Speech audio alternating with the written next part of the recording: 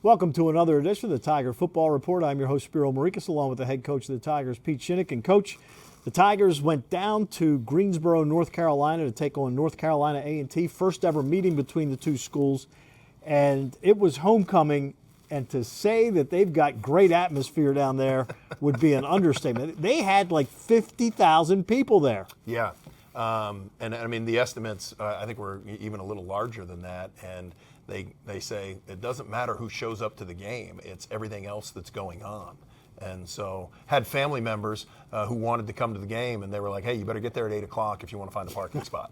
And so great atmosphere for them, unique experience both before and after the game, just with that crowd.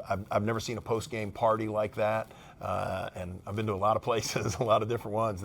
They do it really well. So great to get a victory, and excited for our guys to play well again on the road. Yeah, you kind of took the wind out of the homecoming sails there as the Tigers romped on Saturday afternoon. What was it about your offense that you were able to click so well?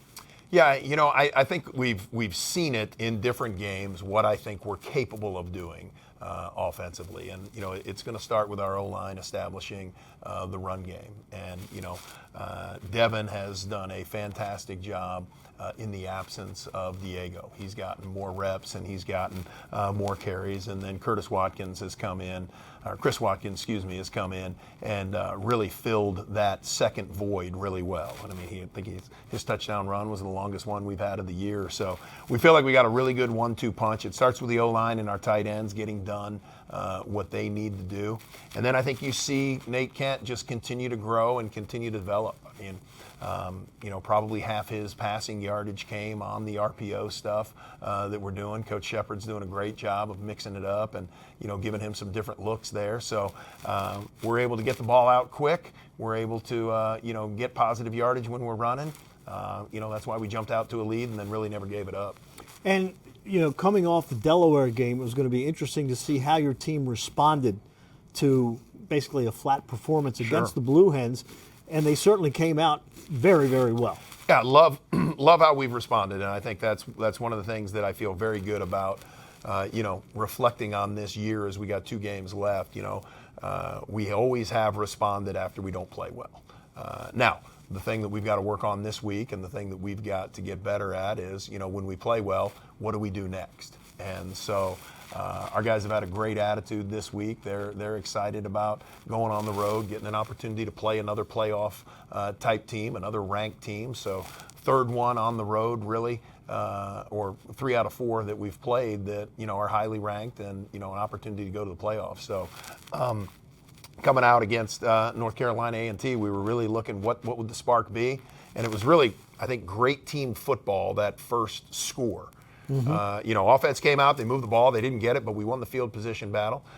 Josh punts one down to the 1-yard line. And boy, has he been tremendous this year. No, he has stepped up. We changed some things against Delaware and really it's increased his net. I think gotten him a little more comfortable. So that's paid off for us since we made a couple of those changes. And then, you know, defense does a 3 and out. Lucas Lindano gets a great punt return, and now all of a sudden we score a touchdown. So, I mean, that's, you know, we talk win the field position battle. We talk about being smart with the ball.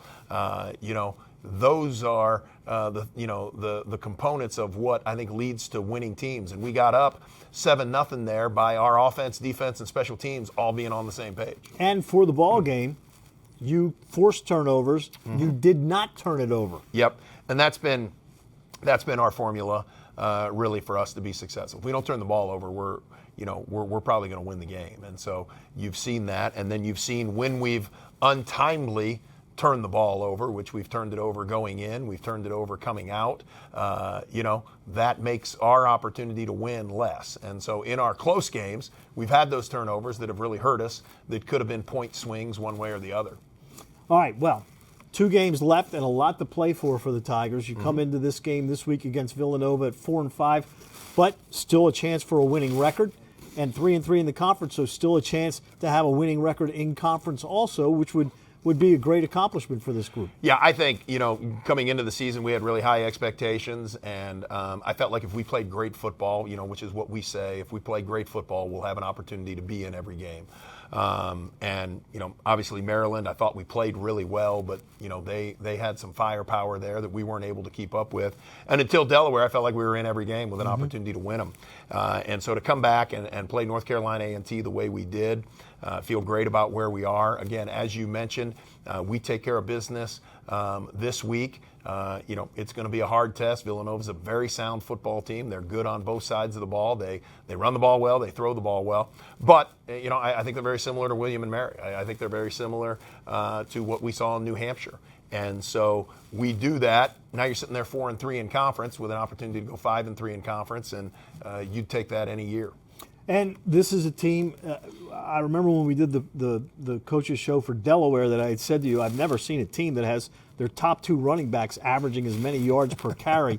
Well, Villanova's not far away.